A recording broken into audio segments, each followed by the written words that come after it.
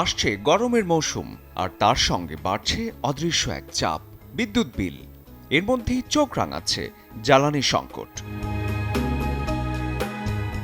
গরম থেকে বাঁচতে স্বস্তির জন্য ব্যবহার করা যন্ত্রগুলোই মাস শেষে হয়ে উঠতে পারে দুশ্চিন্তার কারণ। আপনি হয়তো এসি চালাচ্ছেন, কিন্তু সেটিং ঠিক নেই।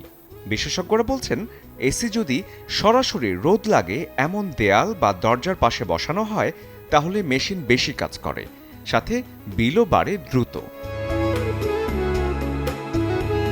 পুরনো ফ্রিজ ব্যবহার স্মৃতি আর অভ্যাসের কারণে হলেও এটাও হতে পারে বিদ্যুৎ খেকো এক যন্ত্র। 15 বছরের বেশি পুরনো ফ্রিজের ইনসুলেশন দুর্বল হয়ে কম্প্রেসারও দুর্বল হয়ে পড়ে, যা বছরে প্রায় 800 থেকে 1000 ইউনিট বিদ্যুৎ খরচ করতে পারে।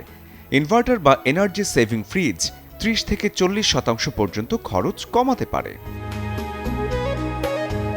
আরেকটা লুকানো খরচ আছে, stand by power, TV, set top box, mobile charger কিংবা মাইক্রোওয়েভ ওভেন।